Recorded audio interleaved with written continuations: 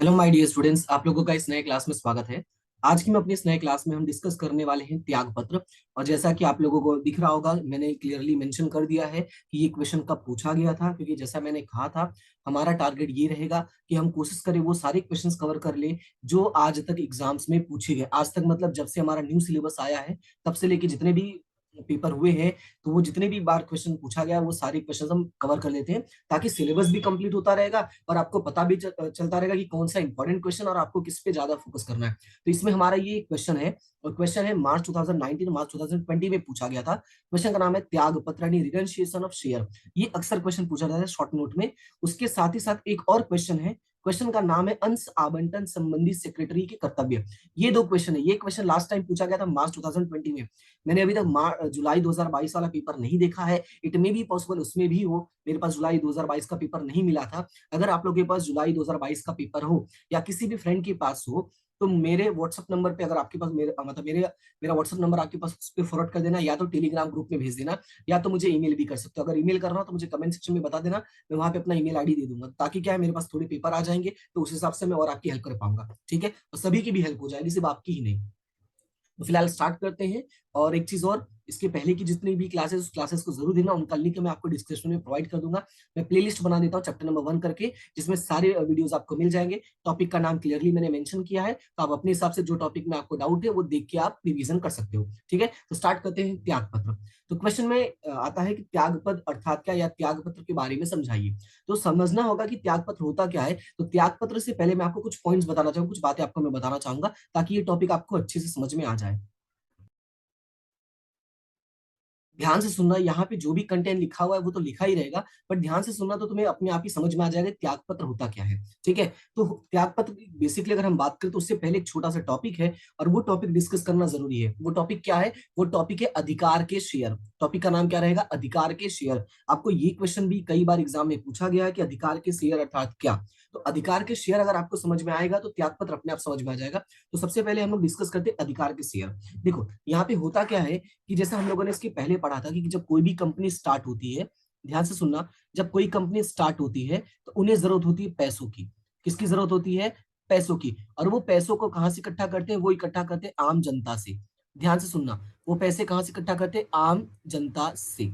Clear हुआ इतना? ये हमारा फर्स्ट प्रोसीजर होता है, और इतना करने के बाद उनके पास कुछ पैसे आ जाते हैं। लेकिन होता क्या है कि मान लो उन्हें भविष्य में फिर से पैसों की जरूरत पड़ी। ठीक है, क्या हुआ? उन्हें भविष्य में फिर से पैसों की जरूरत पड़ी।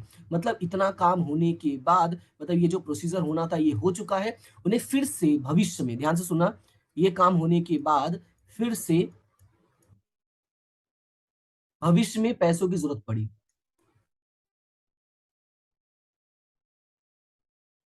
पैसों की जरूरत पड़ी।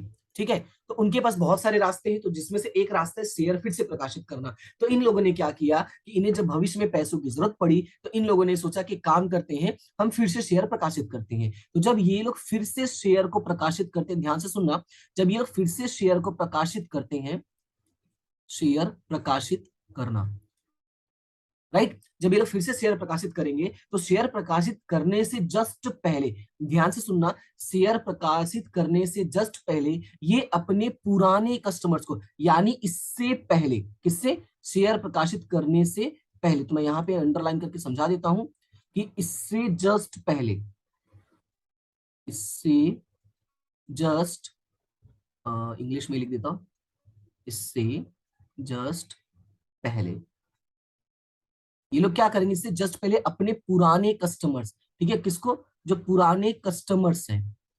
कौन है? पुराने कस्टमर्स। मैं पुराने कस्टमर की वर्ड यूज कर रहा हूं, पुराने कस्टमर्स का मतलब पुराने शेयर धारक। पुराने कस्टमर्स को ये इन्फॉर्म करते हैं, क्या इन्फॉर्म करते हैं? कि हम लोग फिर से शेयर प्रकाशित कर रहे हैं। क्या इन्फॉर्म करते हैं? कि भाई हम लोग जो है वो फिर से क्या कर रहे हैं? शेयर प्रकाशित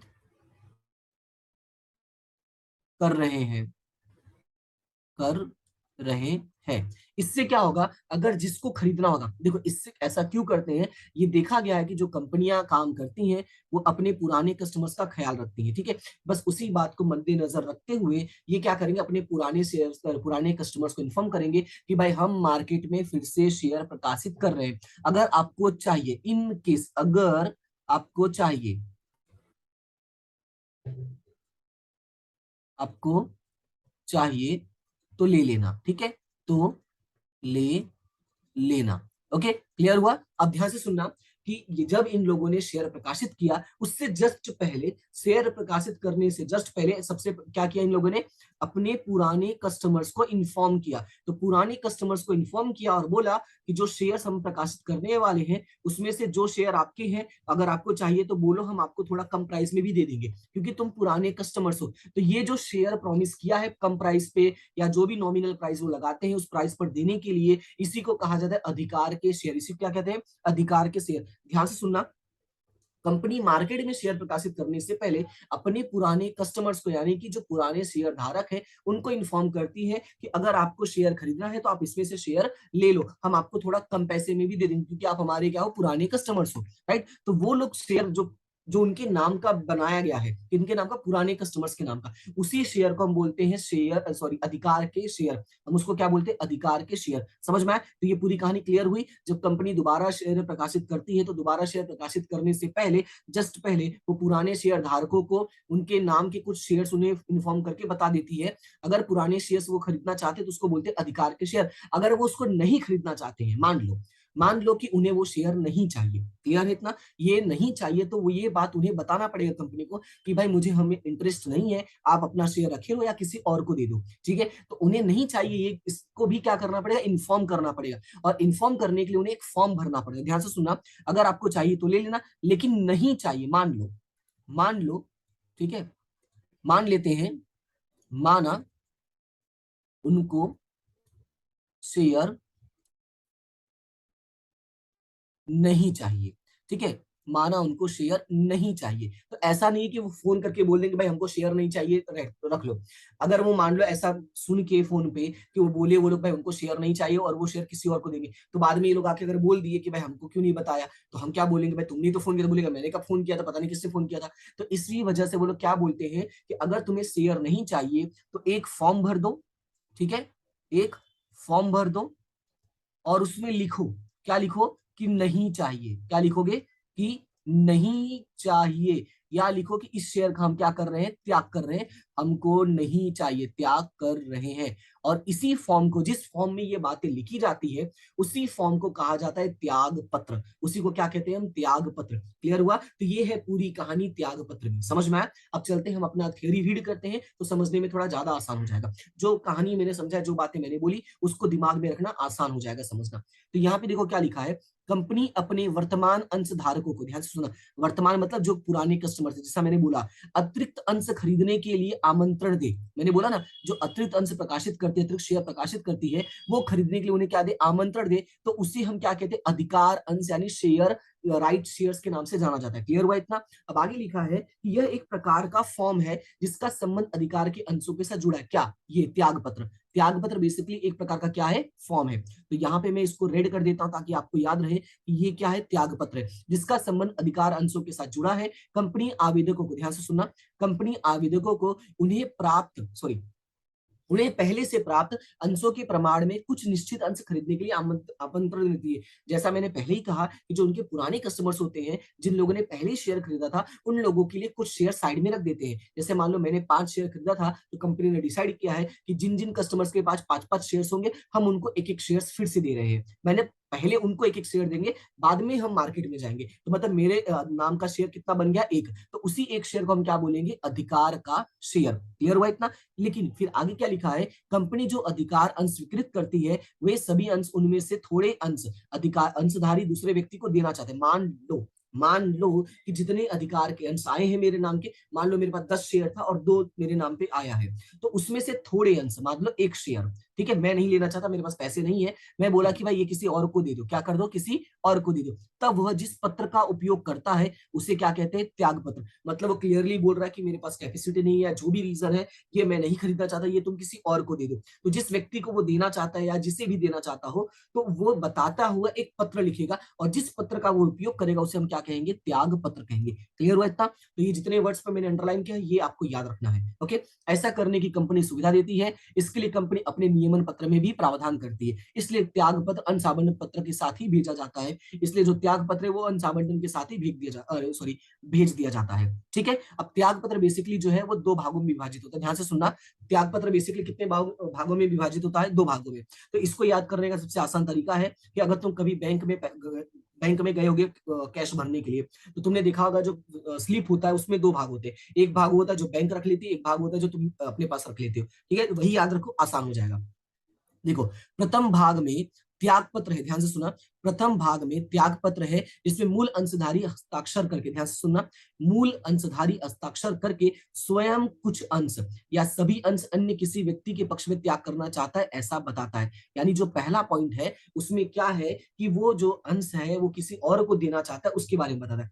दूसरे भाग में अंश स्वीकृति की विनती करता है। दूसरे भाग में किसकी विनती करता है? अंश स्वीकृति की। तो ये ज्यादा हो गया कलर, एक मिनट, था ये अटक गया मेरा लैपटॉप। वो लैपटॉप कभी कभी बीच बीच में अटक जाता है तो उसमें रिकॉर्डिंग में थोड़ी इशू आती है, तो ये थोड़ा सा एडजस्टमेंट कर लेना। अब इतना कर रहा हूँ तो थोड़ा सा आप लोग भी ये एडजस्टमेंट कर लेना, ठीक है। तो फिलहाल चलो क्लास आगे बढ़ाते हैं। देखो मैं फिर से शुरू कर लेता हूँ। पहले भाग में क्या लिखा था? पहले भाग में जो है, प्रथम भाग में, ठीक है, प्रथम भाग में त्याग पत्र जिसमें मूल अंशधारी हस्ताक्षर करके स्वयं, ध्यान से सुना, स्वयं कुछ अंश या सभी अंश अन्य किसी व्यक्ति के पक्ष में त्याग करना चाहता है, ऐसा बताता है। मतलब पहले भाग में वो अपने बारे में बताना चाहे। किसके बारे में? अपने बारे में। अपने बारे में मतलब, अपने बारे में का मतलब ये है कि वो त्याग कर रहा है। वो क्या कर रहा है? वो त्याग कर रहा है, इस बारे में वो जानकारी देगा। भाई मैं शेयर नहीं लेना चाहता, मैं त्याग कर रहा हूं। अब दूसरे भाग में क्या होगा? दूसरे भाग में अंश स्वीकृति की विनती है। इसमें क्या है? इसमें स्वीकृति के बारे में है। अब स्वीकृति कौन देगा? तो जिसको दिया गया है, यानी जिस व्यक्ति के पक्ष में अंशों का त्याग किया जाता है, वह व्यक्ति इस विभाग में हस्ताक्षर करके अपने नाम पर अंश आवंटन करने की कंपनी से विनती करता है। मतलब मान लो कि जो मुझे शेयर मिला था वो मिस्टर ए को मैंने दे दिया। किसको दे दिया? मैंने मिस्टर ए को। मैंने कहा मुझे नहीं चाहिए, मिस्टर ए को ये शेयर दे दो। तो ये दूसरे भाग में कौन साइन करेगा? मिस्टर ए साइन करेंगे कि हाँ मैं शेयर खरीदने के लिए रेडी हूँ। क्लियर हुआ इतना? तो इस तरह से त्याग पत्र में कितने भाग होते हैं? दो। ये भी क्वेश्चन में पूछा गया है कि त्याग पत्र कितने भागों में बांटा जाता है, समझाइए। तो याद रखना, दो भागों में, एक में जो त्याग करता है वो साइन करेगा और दूसरे में जो त्याग स्वीकार करता है वो साइन करेगा। क्लियर हुआ इतना? तो ये आपको याद रखना है। फिर आगे है, त्याग पत्र भेजने के लिए कंपनी समय मर्यादा निश्चित करती है। यदि इस समय मर्यादा में मूल अंशधारक की ओर से त्याग पत्र मिल जाए तो कंपनी आवेदन और आवंटन पत्र उसके नाम के सामने योग्य नोट लिखती है, और जब सदस्य पत्र बनाते हैं तब दूसरे व्यक्ति का नाम सदस्य के रूप में लिखा जाता है। यानी कि हर चीज का एक टाइम लिमिट डिसाइड किया गया, उसी टाइम में आपको करना है। अगर आप नहीं कर पाए तो कंपनी आगे बढ़ जाएगी। ठीक है, तो ये था हमारा टॉपिक त्याग पत्र। तो उम्मीद करता हूँ कि टॉपिक आपको समझ में आ गया होगा।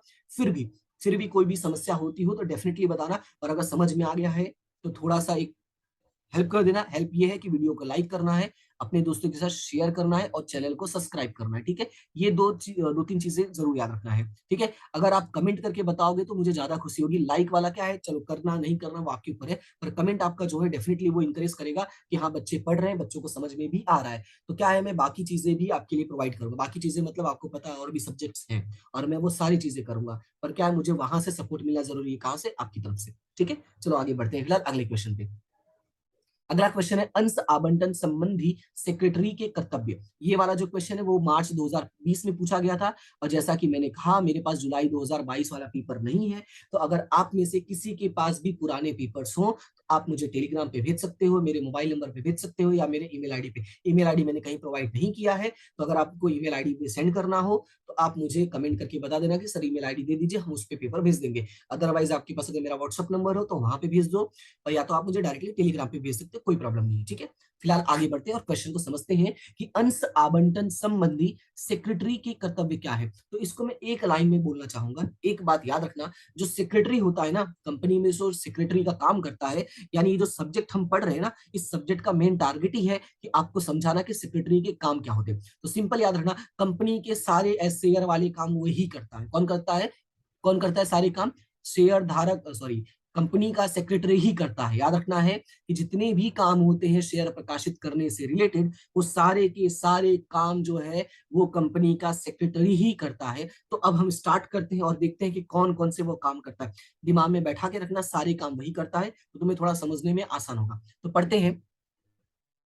भारतीय अनुबंध कानून के सामान्य प्रावधानों और कंपनी कानून के विशिष्ट व्यवस्थाओं के अनुसार, ठीक है, विशिष्ट व्यवस्थाओं के अनुसार अंश आवंटन के लिए कंपनी सेक्रेटरी को निम्नलिखित कर्तव्यों का पालन करना पड़ता है। नंबर एक, संचालक मंडल की सभा में जरूरी ठहराव पारित कर। ध्यान से सुनना। पहला तो हमने पढ़ा था संचालक मंडल की सभा बनती है, उस सभा में अनुसूचित बैंक के बारे में जानकारी दी जाती है और ये कहा जाता है कि हमको एस्क्रो खाता खुलवाना है, जो हमने पहले टॉपिक में पढ़ा था, क्योंकि बिना बैंक में खाता खुलवाए लोग आगे बढ़ नहीं सकते। तो जो बैंक में जो खाता बेसिकली खुलवाया जाता है, उसके लिए जितने भी जरूरी दस्तावेज होते हैं, ध्यान से सुनना, उसके लिए जितने भी जरूरी दस्तावेज होते हैं उसको इकट्ठा करना, बैंक में जाके खाता खुलवाना, ये सारा काम कौन करेगा? ये सेक्रेटरी ही करता है। क्लियर हुआ इतना? तो याद रखना है, हमारा शेयर आवंटन का जब काम शुरू होता है, यानी शेयर जब प्रकाशित करने का काम शुरू होता है, तब से पहला काम इसी का काम शुरू हो जाता है। तो पहला काम ये क्या करेगा? पहले तो संचालक मंडल की सभा में जाएगा, वहां देखेगा क्या डिस्कशन हो रहा है, डिस्कशन में बैठेगा, बात करेगा, सुनेगा, फिर अनुसूचित बैंक में जाके खाता खुलवाएगा। उसके लिए क्या होगा? जो भी जरूरी दस्तावेज है उसको लेके जाके खाता खुलवाएगा। कौन सा खाता? एस्क्रो खाता। ठीक है। दूसरा पॉइंट, शेयर लिस्टिंग के लिए मान्य शेयर बाजारों के साथ करार करना चाहिए। दूसरा काम इसका ये है कि ये जाके बाजार में देखिएगा कि कौन कौन से शेयर बाजार हैं जो मान्य है और जहां पे शेयर हम लिस्टिंग करवा सकते हैं, तो वहां पे जाके मान्य शेयर बाजारों के साथ क्या करेगा? ये करार करेगा। तीसरा काम है सार्वजनिक निर्गम, यानी कि पब्लिक ऑफर के लिए विभिन्न मध्यस्थियों जैसे कि लीड मैनेजर, रजिस्ट्रार, निर्गम बैंक, डिपोजिटरी, दलाल आदि के साथ करार करना। याद है हम लोगों ने इसके पहले पढ़ा था कि ये सारे लोग मिलकर काम करते सार्वजनिक निर्गम का, यानी जो शेयर प्रकाशित किया जाता है वो अकेले कंपनी नहीं करती, उसमें बहुत सारे लोगों का योगदान होता है। तो ये सारे लोगों से बात कौन करेगा? ये सारे लोगों से बात करेगा हमारा सेक्रेटरी।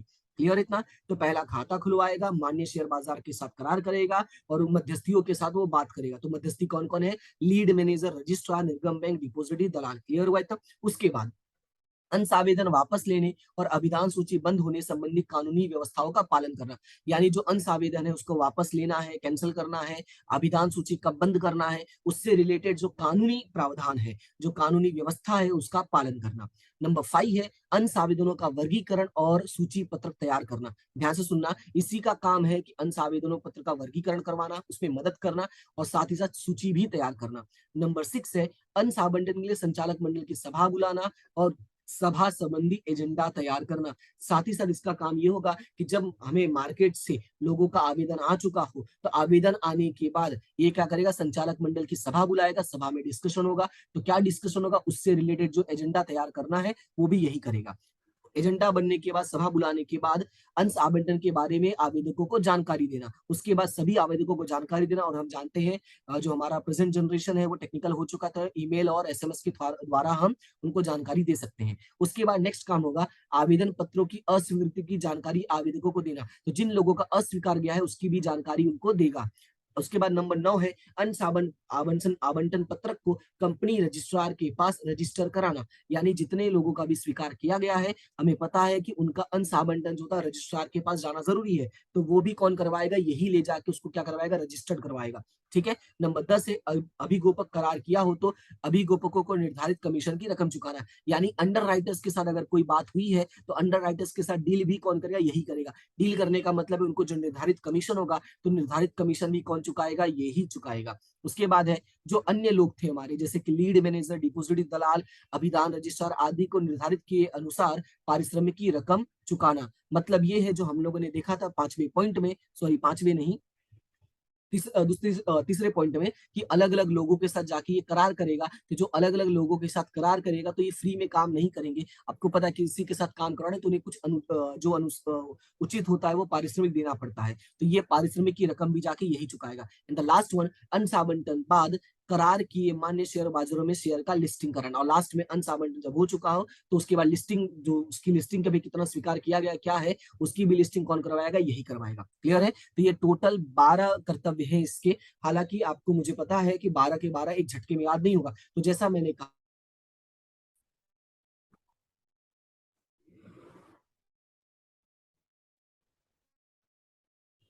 इस पूरे टॉपिक को याद करने का सबसे आसान तरीका यही है कि अपने आप को कंपनी का सेक्रेटरी मान के चलो। क्या मानोगे अपने आप को? कंपनी का सेक्रेटरी।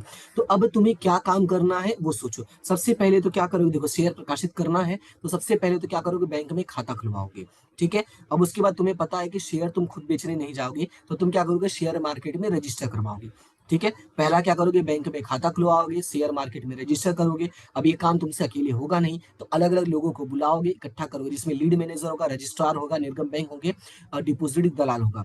क्लियर है? उसके बाद ये चेक करो भाई कितने दिन का टाइम देना जरूरी है। कितने दिन का टाइम मतलब शेयर धारकों को कितने दिन का टाइम देना होता है अगर हम शेयर प्रकाशित करते हैं तो, यानी अभिधान सूची बंद होने के बारे में जानकारी इकट्ठा करना। क्लियर हुआ इतना? पहले बैंक में खाता खुलवाओगे, मार्केट में रजिस्टर करवाओगे, दूसरे अन्य लोगों को बुलवाओगे और बाद में कानूनी संबंधी जो प्रावधान होते हैं, व्यवस्था होती है, उनका चेक करोगे। ठीक है। उसके बाद हमारा नेक्स्ट काम होगा कि जो हमें आवेदन मिलेगा उनका क्या करोगे, वर्गीकरण करोगे और सूची तैयार करोगे। ध्यान से सुना, वर्गीकरण करके सूची तैयार करोगे तो तुम तो खुद एक्सेप्ट नहीं कर सकते, तो उसके लिए संचालक मंडल की सभा बुलानी पड़ेगी और सभा से रिलेटेड जो भी काम काज है वो तुम्हें करना पड़ेगा। उसके बाद जिन लोगों का स्वीकार कर लिया गया उनको इन्फॉर्मेशन भी तुम ही दोगे, और जिनको अस्वीकार किया गया उनको भी इन्फॉर्मेशन तुम ही दोगे। फिर जिनका स्वीकार किया गया उसको भी रजिस्टर तुम ही करवाओगे। क्लियर है इतना? और साथ ही साथ तुम्हें अगर किसी और ने भी मदद की है, किसने, अंडर राइटर्स ने, याद रखना, यानी अभिगोपन वालों, सॉरी, अभिगोपकों ने अगर तुम्हारी मदद की है तो उनका जो कमीशन होता है वो भी तुम चुकाओगे। जो दूसरे लोग आए थे उनका भी कमीशन तुम ही चुकाओगे।